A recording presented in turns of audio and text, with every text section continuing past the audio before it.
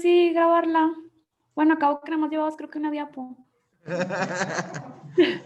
Buen día, ¿ya se está grabando? Por favor. Ay. Sí, ya. Se está grabando, buenos días. Como les decía, vamos a ver hoy lo que corresponde a las enfermedades del trabajo dentro del rubro de enfermedades hematopoyéticas, circulatorias y genitourinarias. Dentro de las enfermedades de las patologías circulatorias, vamos a tener la insuficiencia venosa periférica, como les comentaba. Trabajadores que tengan alguna postura de pie prolongada o que estén sentados, incluyendo durante la marcha el cargar objetos pesados, bultos, cajeras, carteros, choferes, médicos, cirujanos, personal de enfermería, policías, vendedores, vigilantes. Aquí le tengo un ejemplo, por ejemplo, la bipedestación y sedentación prolongada en nuestros colegas de quirófano. Aquí para recordarles un poquito la clasificación CIAP. En la clínica, la etiología, la anatomía y la patología que va a representar cada una de las úlceras. Establecer para poder diferenciar qué paciente vamos a poder mandar a valoración de enfermedad del trabajo, estableciendo ya, como comentamos en inicio, el tipo de trabajo, la carga laboral que lleva y la postura que maneja este paciente durante este trabajo, si está sentado, si está de pie. Entonces tenemos la clasificación 0, donde no hay ninguna presencia de úlcera. En la clasificación 1, esto es mediante solamente la clínica, va a haber telangiectasias o alguna red venosa colateral. ¿Ok? En la clasificación 2 se van a presentar venas tortuosas.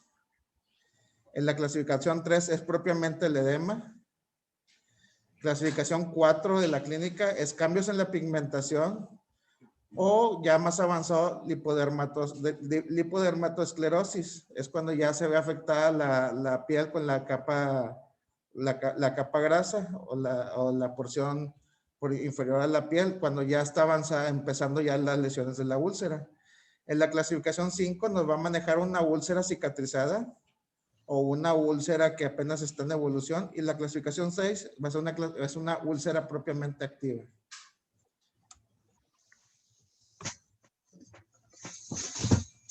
Entonces, volviendo a recordar dentro de las patologías de las úlceras varicosas, pueden ser úlceras dérmicas debidas a flebostasis, por ejemplo, los pacientes que están con sedentarismo prolongado durante su trabajo, que sea alguna úlcera superficial, puede ser úlceras redondas con un fondo hiperémico, pueden tener una sobreinfección, y muy importante, la úlcera puede ser unilateral o bilateral, dependiendo el tipo de labor y las características de cada uno de los trabajadores. Tienden a aparecer más en la zona malolar interna y originalmente se presentan por problemas de insuficiencia valvular de las venas. Bien. ¿Qué diferencia podemos encontrar en un trabajador que está expuesto a cualquier de este tipo de trabajo y otro que no, vaya otro paciente que no tiene esos riesgos o esa exposición? ¿Qué diferencia hay entre las úlceras o las características clínicas? ¿Cómo vas a saber o cómo puedes determinar que es por su trabajo o que no es por su trabajo? Porque son las mismas características, una enfermedad general, que alguien que está expuesto por enfermedad de trabajo. Aquí, como lo establecía, primero ver el tipo de trabajo que tiene el paciente. Si va a estar de pie o sentado y el área de trabajo en la que está ubicado. Hay que tomar en cuenta el área de trabajo. Si está en un área muy pequeña de alguna superficie de metros cuadrados, vamos a ponerle de 16 metros cuadrados o 20 a 50 metros cuadrados. Ver el rango de movimiento que va a tener durante su área de trabajo, sus periodos de descanso, si carga o no carga objetos pesados, que aumenten o retrasen en este caso, entorpezcan el retorno venoso por la carga de trabajo. Y aparte la bipedestación prolongada. Entonces, si es un cirujano o una cirujana viene con todos los síntomas, ¿es seguramente que sea de trabajo? Sí, porque el hecho de estar en un quirófano es un área reducida. Creo que el quirófano estándar es de 4x4 o 3.5x4, no recuerdo las dimensiones estándar de la ley. Y no se mueve durante su zona de trabajo, tiene un movimiento mínimo de menos de 2 metros cuadrados. Y aparte la bipedestación que va a presentar el trabajador en este caso. Y la rutina laboral que va a tener el paciente. Pero si él es diabético, complicado, con es diabético o insuficiencia, pero por diabetes, tiene antecedentes familiares, tiene antecedentes de úlcera a su inicio de esta patología, pone los 20 años y ahorita tiene 40 años.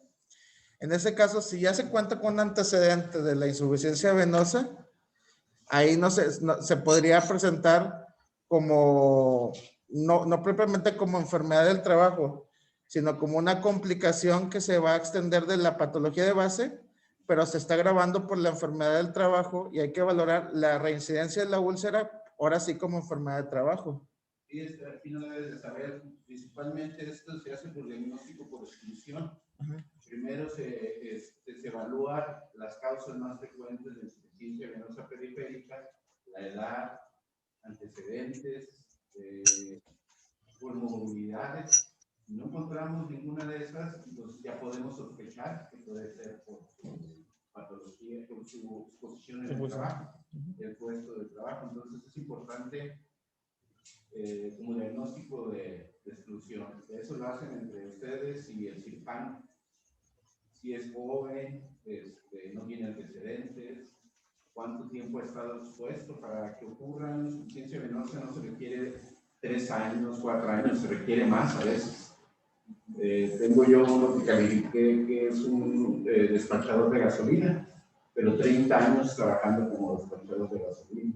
Ves todos sus antecedentes, no es diabético, no es hipertenso, no tiene alguna otra comorbilidad. Y todo ese tiempo expuesto, pues ya puedes sospechar mucho, pero no. Si él me hubiera llegado con otras comorbilidades y antecedentes familiares X, es muy difícil demostrar y separar cuando es de trabajo o es por enfermedad general. Entonces es importante como diagnóstico de exclusión y las enfermedades que tengan comorbilidades para descartarlo. Porque no es muy frecuente que nosotros califiquemos una insuficiencia venosa, aunque tengan esos puestos que ahorita mencionó. Deben tener una antigüedad considerable y todo lo que les comenté hoy. Y que sea prolongada la exposición a ese tipo de trabajo, o sea, ya tener antigüedad en esa zona. No hay un número de tiempo, 1 año, 2 años, no. Pero sí sospechar cuando el cirujano, ustedes no encuentran una relación que sea por enfermedad general, no nada más la exposición a estar de pie, estar en lugares reducidos, todo lo que ahorita comentaste. Entonces, no son muy frecuentes, pero últimamente sí se están valorando. Adelante. Bien, continuamos. Aquí la otra definición que les proporcionaba o les voy a proporcionar, las úlceras estáticas. Estas tienden a ser más bilaterales, van a aparecer en las extremidades con edema. Estos generalmente no van a tener ya alguna patología, algún problema vascular periférico. Entonces, estos debemos de tomarlos en consideración porque estas tienden a ser un poco más clínicas. Van a presentar exudado, van a tener cambios en la sensibilidad, van a tener cambios en la coloración de la extremidad. Esta tabla de incapacidades viene dentro de la guía de práctica clínica. Para que tomemos en cuenta, vamos a irnos dentro de la primera columna. Un paciente que trae una úlcera pequeña y su trabajo es sedentario o ligero, la incapacidad mínima que se le va a otorgar va a ser de 7 días, con una óptima de 14 días para que mejore de la úlcera y una máxima de 21 días. Teniendo como contraparte en la incapacidad más larga, cuando un paciente ya fue sometido a un tratamiento quirúrgico con un injerto, se le pueden dar hasta 70 días dependiendo su carga laboral. Entonces, tomar en consideración que si tenemos un paciente que detectamos esta patología que es valorada como enfermedad del trabajo, va a tener una incapacidad desde 7 hasta 70 días dependiendo del procedimiento que se le haya ejecutado en el paciente o la patología que presenta, desde una úlcera pequeña, alguna úlcera crónica o extensa, o que ya fue sometido a alguna cirugía. Antes de que avances, este escenario es un escenario en el que no hay rezago de cirugías, no hay atraso en tratamientos, que el cirujano no se va de vacaciones, que lo vieron en sus consultas a tiempo, que él no faltó a sus consultas y que él estuvo siguiendo el tratamiento. Esto es el paraíso, lo ideal, para que el tiempo probable de recuperación y el tiempo que ameritaría una incapacidad. Pero lo aterrizamos y sabemos que no es así, ¿verdad? Hemos tenido incapacidades de hasta 200 días por una úlcera que no cierra y porque sigue esperando el tratamiento quirúrgico, está en espera. O sea, se vino el COVID, pues ya casi el año, ¿verdad? Entonces, esto es lo ideal, como debe de presentarse. También hay otra forma de sospechar lo que decía hace rato, es que a veces el trabajador tiene 7 días, 14, se resuelve la úlcera, se regresa a trabajar, trabaja un mes, otra vez vuelve a aparecer la úlcera, regresa y así está constantemente, tiene muchas recidivas, se da cuenta entonces, como cuando es asma laboral o una exposición, retiras de trabajo y mejora, igual aquí. Luego ponían otra vez a la represtación y se volvían a formar las úlceras. Entonces tenía incapacidades por recidivantes en esos 30 años, tenía más arriba de 50 o 100 incapacidades donde lo daban de alta y regresaban. Entonces eso nos hace sospechar que se está exponiendo en su trabajo y eso es lo que le está haciendo que recidive las úlceras. Sí, como lo comentaba el doctor, por eso aquí tenemos una úlcera crónica, donde la incapacidad óptima va a ser de 28 días, con una máxima 56. Claro, como comentaba la doctora, esto es en un mundo ideal, ¿verdad? Bueno, estas patologías que les acabo de comentar, la Ley Federal del Trabajo hace mención de ellas dentro del artículo 513, donde viene la tabla de enfermedades del trabajo. No viene propiamente como insuficiencia venosa crónica, sino hay que buscarla dentro de las enfermedades producidas por factores mecánicos y variaciones de los elementos naturales del medio de trabajo. En la fracción 150 del artículo 513 viene el complejo cutáneo vascular de pierna por posición de pie prolongada y constante o marcha prolongada llevando bultos pesados. Para que lo tomemos en consideración, ya que esta patología no viene directamente así tal cual escrita dentro de la Ley Federal del Trabajo en el artículo 513. Pues ya buscando la fracción correspondiente, en la 150 se hace mención a esta enfermedad del trabajo. Hay otra patología, bueno, ahorita la menciono más adelante. Dentro de la tabla de valoración de incapacidades permanentes, en el artículo 514, vamos a tener de lo que corresponde a miembro inferior, en el apartado de vasos, vamos a tener dentro de las fracciones 235, 239, para la valoración de las incapacidades permanentes en este paciente. Por ejemplo, un paciente que tenemos, como comentaba el doctor, dentro de la incapacidad que extendió o dentro del dictamen de enfermedad del trabajo que extendió, vamos a valorar que un paciente puede tener secuelas de lesiones que estas van a provocar alguna complicación como amputaciones, rigidez articular, lesiones de nervios, atrofia de masas musculares. Entonces, según esta valoración, hay que corroborar el porcentaje que va a corresponder de esta incapacidad.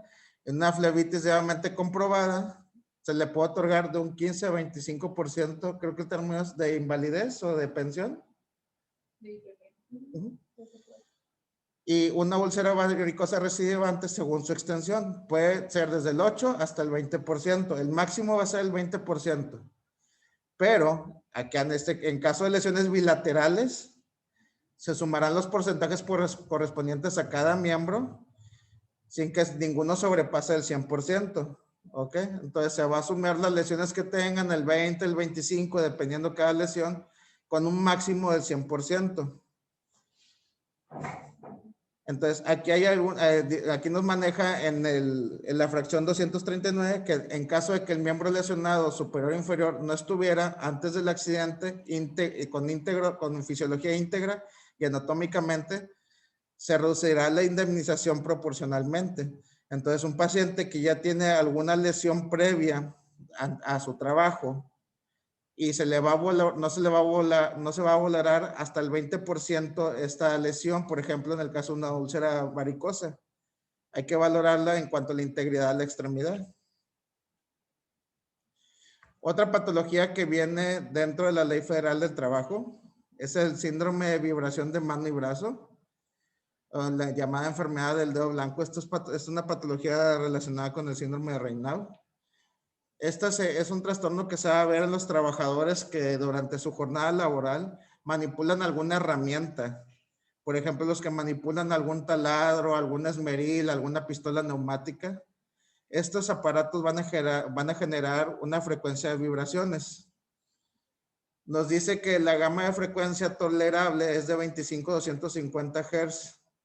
Un taladro convencional o una pulidora o algún esmeril dan una gama de frecuencia entre 100 a 200 Hz, pero este es el máximo de tolerancia, pero la exposición crónica, por ejemplo, en este caso, en el paciente con el taladro, que durante su jornada laboral está expuesto a estar utilizando este tipo de herramienta, va a tener alteraciones dentro de la vibración que van a afectar la porción muscular, nerviosa y circulatoria de la extremidad que va a estar usando más.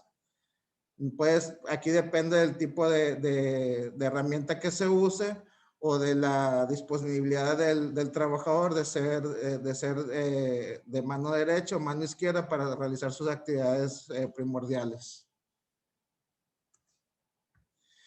También esta patología la relaciona mucho con la producción del PVC. El policloruro de vinilo, afecta también la porción de la circulación dentro de los trabajadores que manipulan todo este tipo de químicos. Entonces, industrias en la fabricación de tuberías, todos tenemos tuberías de PVC en nuestra casa. Entonces, todos estos trabajadores están expuestos a una patología que afecta la circulación al estar manipulando constantemente con las manos. Va a tener un nivel de toxicidad que va a afectar directamente la porción circulatoria, muscular y nerviosa de la extremidad. Dentro de las patologías hematopoyéticas, vamos a hablar un poco de la anemia aplasia. Esta principalmente vamos a tenerla en los trabajadores que se dediquen a la industria química o la quimiofarmacéutica. Entonces, también los que se dedican a la ingeniería civil. Aquí vamos a tener que hacer mención a los de la ingeniería civil a la exposición de los rayos, ¿ok? Entonces aquí vamos a tener las radiaciones ionizantes que van a estar expuestos los trabajadores. Igual los que manejan algún tipo de herramienta durante su trabajo que exponga alguna radiación ionizante que les pueda estar afectando. Los de la industria química petrolera van a estar manejando los derivados del benceno, los hidrocarburos, el arsénico, ¿ok? La industria quimiofarmacéutica, aquí hacer mención de la cetazolamida, cloranfenicol, fenilbutazona, fenitoína y las sulfamidas. Estos químicos, al manipularlos el trabajador, está expuesto a riesgo de anemia aplasia. Todo trabajador que entre en contacto, desde el que prepara el químico hasta el que lo empaca o lo transporta, puede estar expuesto a esta intoxicación y tener riesgo de anemia aplasia. ¿Ok? Muy importante. No solamente el que está manipulando el químico directamente. Si tenemos una fábrica de empacadores que van a estar empacando estos productos químicos derivados del benceno, derivados del arsénico o derivados de alguna de los de la industria quimiofarmacéutica, van a estar expuestos también, así como el mismo químico. Entonces vamos a tomar en cuenta desde el que está al lado del químico como el que está en la parte final de la producción de todos estos productos. Aquí hacer mención también a los trabajadores que se dedican a las imprentas, a las litografías. Ok, estos tienden a manejar muchos químicos derivados del arsénico, del benceno. El radiólogo propiamente, como les había dicho, pues las radiaciones ionizantes. Todo lo que se dedica a la fabricación de los derivados del petróleo, el hule, las llantas. Ojo, aquí también, ojos, hilos y juguetes. ¿Ok? Todos los que se dedican a la manipulación, fabricación y transporte de estos materiales pueden estar expuestos a la intoxicación por benceno y hexaclorobenceno y puede llegarlos a valorar como una enfermedad del trabajo. Otra de las patologías más comunes dentro de las enfermedades hematopoyéticas de salud del trabajo, vamos a tener la leucopenia y la trombocitopenia. Esto era muy común o sigue siendo muy común dentro de los trabajadores mineros. ¿Okay? Aquí hago mención también de las zonas rurales o las zonas endémicas donde están expuestos porque hay una mina cerca o porque no se tiene buen control de agua potable. Las personas que ingieran esta agua contaminada van a estar expuestos también a sufrir una patología de leucopenia y trombocitopenia. Claro, aquí en este caso no lo podemos relacionar con alguna enfermedad del trabajo, al menos que esté dentro del área laboral y sea el único medio en el que se puedan estar tomando agua los trabajadores o que tengan ahí la necesidad de cubrir sus necesidades básicas de alimentación. Los radiólogos, técnicos, analistas, odontólogos. Aquí también nuestros compañeros odontólogos van a estar expuestos a este tipo de intoxicaciones por los mismos productos. Entonces, aquí hago mención de nuevo, los que manejan todos los derivados del hule, trabajadores que entran en contacto con la industria química, los pesticidas, incluso los que están dentro de la área de vulcanización de llantas. Todos estos tipos de trabajadores pueden presentar una leucopenia, una trombocitopenia y valorarse como enfermedad del trabajo. Otra de las patologías, la anemia hemolítica adquirida. Aquí nos tocaba mucho ver los trabajadores, bueno, anteriormente, los de la zona de fundidora, de toda la metalurgia, todos los que manejaban el cobre. Aquí cuando hacían los productos, se me fue el nombre, cromados, gracias doctor.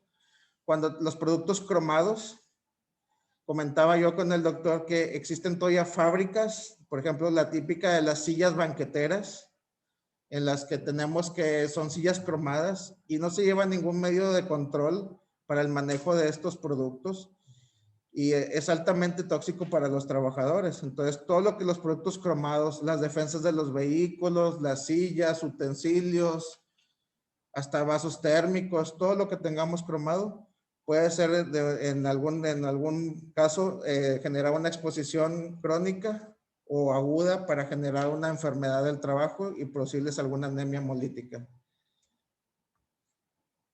Igual los trabajadores que entran en contacto con las sustancias químicas sin impresión, con los químicos del nitrobenceno, las aminas, como les comentaba, los que manejan todos los metales, el níquel, el hierro, el plomo, el zinc y el oro. Tenemos aquí los trabajadores, por ejemplo, de joyería, donde manejan el oro niquelado. Ellos los hacen sin procesos de regularización sanitaria ni protección ambiental.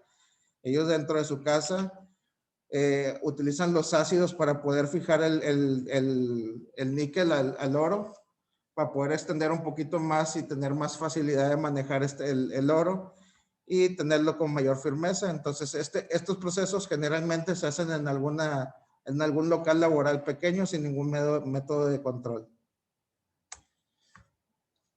Los trabajadores de las minas de carbón y los trabajadores del caucho, estos también van a estar relacionados con los procesos de la anemia. Igual les recuerdo, los empacadores y los mezcladores de los fármacos, ojo. Y si yo trabajo en bodegas de, no sé, X farmacéutica, para no decir nombres, entonces están expuestos también a sufrir una enfermedad de trabajo por la exposición que van a tener a estos químicos. La Ley Federal del Trabajo no viene específicamente dentro de las patologías, buscarle así como anemia, leucopenia o trombocitopenia. Dentro del artículo 513, vamos a irnos al apartado de las patologías que envuelven hacia el cáncer, que va a corresponder a la fracción 155, donde vamos a ver en el segundo apartado de la fracción enfermedades neoplásicas malignas debido a la acción de cancerígenos, industriales de origen físico o químico inorgánico u orgánico o por radiaciones de la localización diversa. Entonces, si no vamos a encontrar directamente las patologías ya comentadas, va a estar entre el artículo 513 de la Ley Federal del Trabajo, fracción 155, segundo apartado. El dossier de incapacidades nos maneja dentro de la clasificación de las patologías. Vamos a mover un poquito esto. Viene haciendo mención solamente a la clase de las leucemias, ¿ok? Entonces, cuando no tenemos establecido directamente una patología, se puede tomar una que sea lo más similar a la que estamos manejando enfermedad del trabajo. Entonces, en este caso, las leucemias, dentro de la categoría 1, es un paciente que no requiere un tratamiento, ¿ok? No tiene ninguna incapacidad para seguir sus actividades laborales ni su vida diaria. Entonces, se le va a dar una evaluación de menos del 15%. En la categoría 2, este paciente va a requerir tratamiento, tiene síntomas clínicos, alteraciones hematopoyéticas, pero el paciente puede continuar con sus actividades de la vida laboral. No interfiere con su trabajo estar en esta categoría, aún así esté con tratamiento intermitente. Entonces, este paciente se le va a dar una evaluación del 16 al 30%. En la clase 3, el paciente requiere el mismo tratamiento continuo, ya no de forma intermitente. Los síntomas clínicos, va a tener síntomas clínicos con alteraciones de los órganos hematopoyéticos, va a tener modificación de los parámetros de la biometría hemática, pero aquí las actividades laborales van a estar interferidas periódicamente. Es un paciente que va a tener continua incapacidad o continua dificultad para realizar sus actividades laborales, debido a que ya su tratamiento es continuo y está más avanzado su estado de la leucemia. Se va a valorar desde el 31 hasta el 50%. Ojo, en la clase 3, el paciente puede hacer sus actividades cotidianas, ¿ok? Va a entorpecer sus actividades laborales, pero sus actividades de la vida cotidiana van a estar presentes sin ninguna interferencia.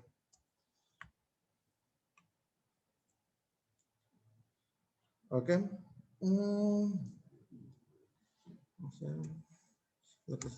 En la clase 4, el paciente también va a requerir tratamiento continuo.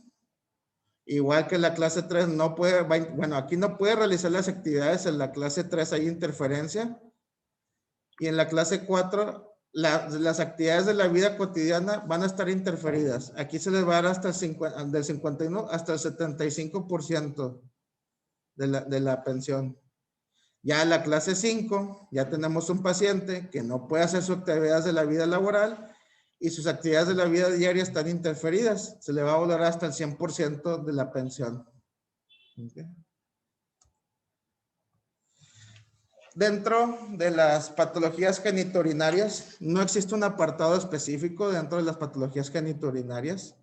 No se puede relacionar directamente una infección o un trastorno de la vía genitourinaria como una enfermedad del trabajo. Sin embargo, existen dentro de las clasificaciones de las fracciones 393 y 394 las relacionadas a la pérdida de órgano, como en este caso la pérdida de órgano funcional, como en este caso la función renal, donde vamos a poder valorar estas patologías.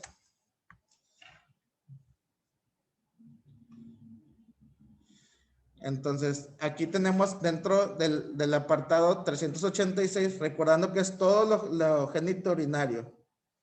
Si uno de nuestros pacientes, dentro de su trabajo, por alguna enfermedad o alguna patología, va a tener algún compromiso con pérdida o atrofia de un testículo, se le va a valorar un 15 o un 25%. Ojo, enfermedad, no accidente de trabajo.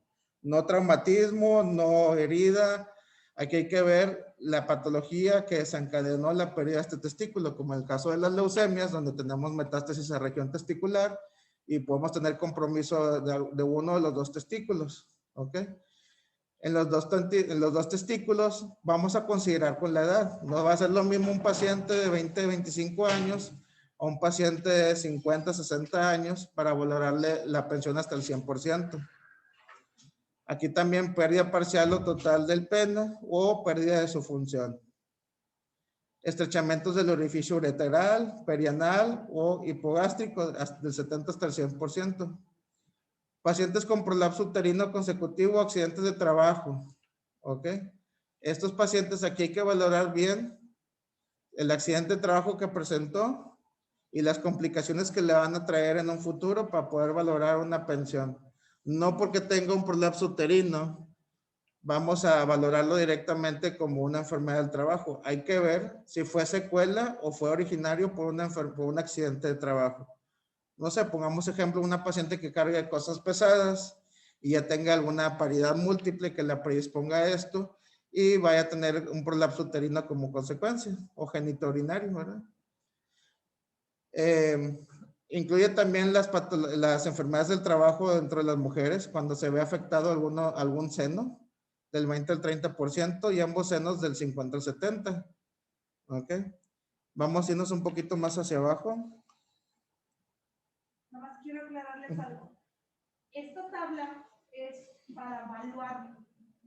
Esta tabla se usa para riesgos de trabajo. Se hace accidentes de trabajo, accidentes en trayecto o enfermedades de trabajo. No solamente va a aplicar para enfermedades de trabajo. Por eso la primera que decía pérdida o atrofia, pues puede ser por un accidente. Chocó, le cayó algo encima, qué sé yo. Entonces no nada más se vayan con la idea de que solamente va a aplicar para enfermedades de trabajo. No, esta puede aplicar para accidentes de trabajo, accidentes de trayecto o una enfermedad de trabajo. Sí, como les comentaba, dado que no está directamente en el apartado del artículo 513 como enfermedades propiamente, se toman dentro de lo que es la fracción 386 a 398, como decía la doctora. Si lo vamos a evaluar dentro de enfermedad del trabajo o como accidente del trabajo, ¿ok? Porque no lo vas a encontrar directamente dentro de las fracciones del 513 como enfermedad propiamente del trabajo. ¿Okay? Gracias, doctora. Los demás aquí tenemos estrechamiento de la uretra por lesiones o alguna lesión no resuelta quirúrgicamente previamente.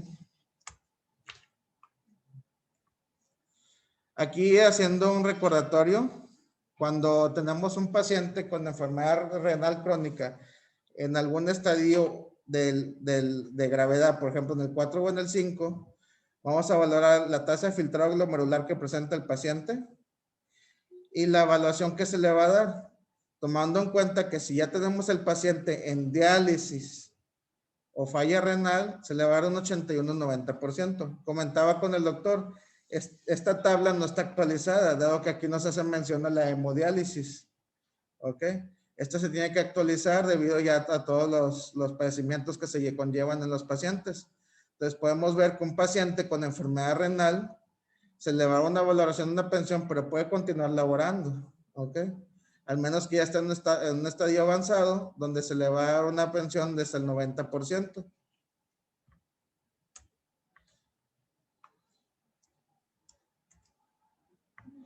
Aquí para hacer un poquito de recordatorio, ya lo había comentado nuestra compañera Ilse, dentro de las patologías que se asocian con el arsénico, especialmente el cáncer. Entonces tenemos que el arsénico va a dar predisposición principalmente con mayor riesgo al cáncer de vejiga, ¿ok? Además va a estar relacionado con cáncer de piel, pulmón, vías digestivas, hígado, riñón. Entonces ahorita para hacer mención del arsénico dentro del cáncer de vejiga, como enfermedad del trabajo dentro de las enfermedades genitourinarias. Entonces el cáncer vesical, pues vamos a tener primero que nada, valorar bien la exposición del trabajador, hacer un correcto interrogatorio, valorar los químicos a los que está expuesto, valorar la industria si se lleva el control adecuado del manejo de estos químicos, solicitar la hoja de seguridad de los químicos que se están manejando en la empresa, como las empresas textiles, de cueros, de pinturas y las imprentas.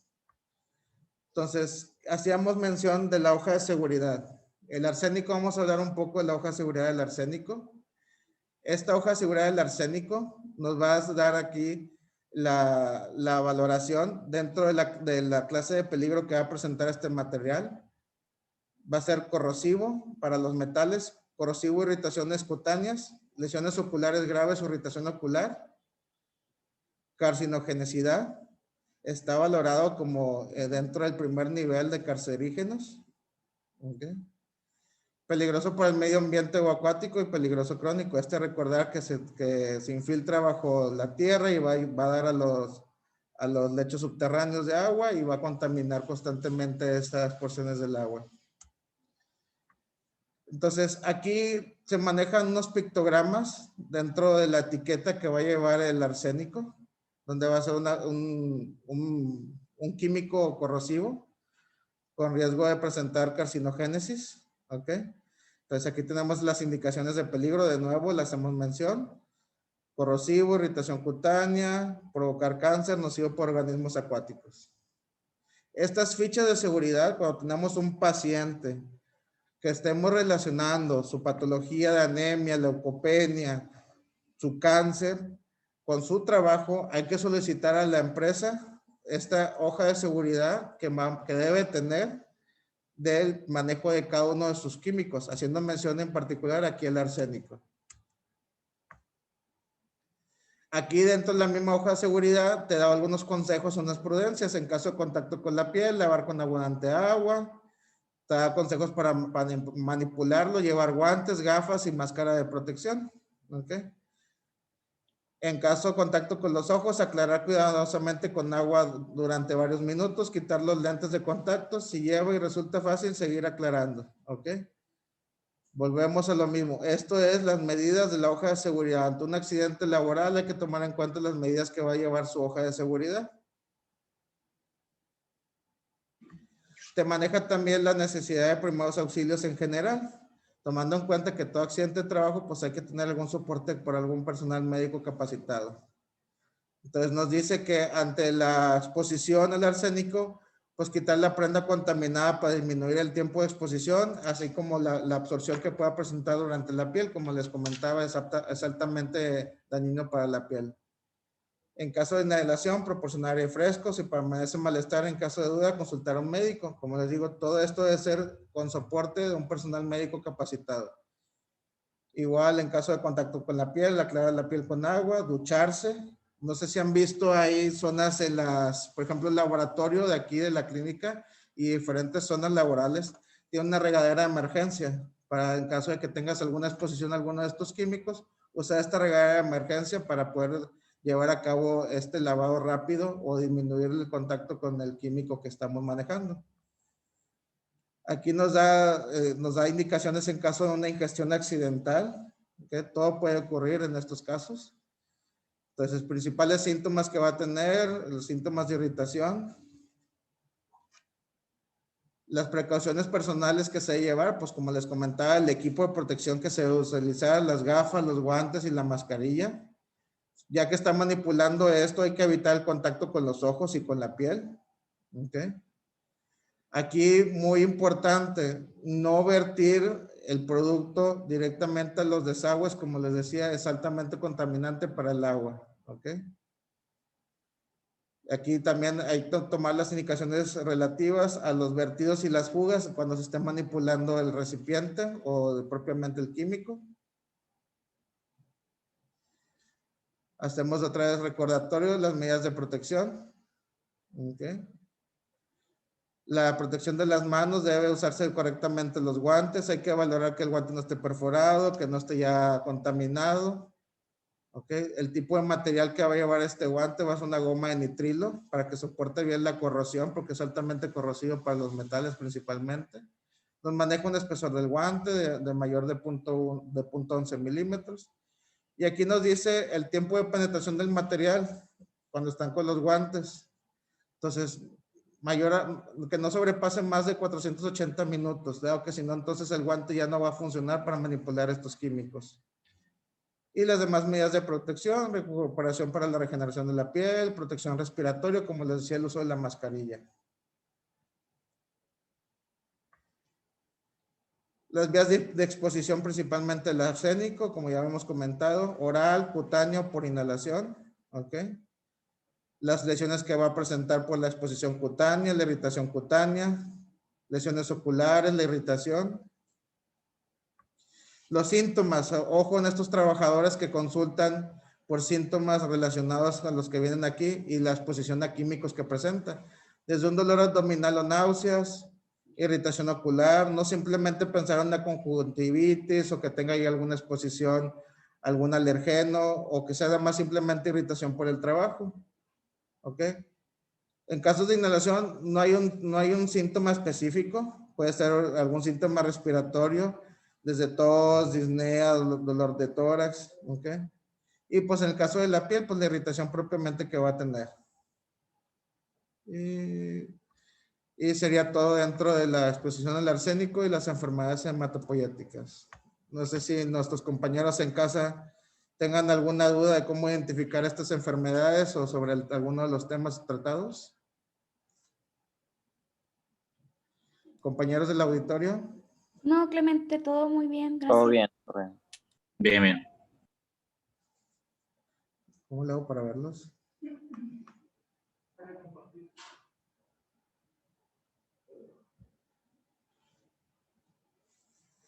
Como agregado cultural y parte de lo genitourinario, el primer cáncer ocupacional registrado fue el cáncer de escroto. Lo encontró un señor que se llama Percival Pope, allá en Londres. Y como referencia, ¿vieron Mary Poppins? Sí. Ya ven que sale, pues bailan y por todo, que porque lloran, que porque están tristes. Sale ahí un amigo de Mary Poppins, que es Pep, que limpia las chimeneas. Bueno, ellos les llaman desollinadores. En ese entonces, y ubicado como por esa época, Percival Pope descubrió que los desollinadores son los que desarrollaban el cáncer de escroto. Entonces, ese es el primer cáncer ocupacional registrado. Cáncer de escroto, Percival Pope. ¿Ok? Entonces, cada que ven Mary Poppins van a decir, ese va a tener cáncer de escroto. ¿Ok? No se le digan a sus hermanitos, a sus sobrinos o hijos, ¿ok? Para que no los traumen. Pero sí, como agregado, para que sepan que el cáncer de escroto lo encontraron en los desollinadores. Es el primer cáncer ocupacional registrado. ¿Okay? Muy bien. ¿Dudas? Dudas, preguntas, comentarios, chistes, anécdotas. Sí, aquí es muy importante la historia clínica y solicitar a la empresa las hojas de seguridad de sus químicos. Sí, exactamente. Muy bien, si no hay ninguna duda más, damos por terminada la clase correspondiente del día de hoy. Que tengan bonito día. Igualmente, Clemente, muchas gracias. Nada, cuídense mucho. Igualmente, muchas gracias.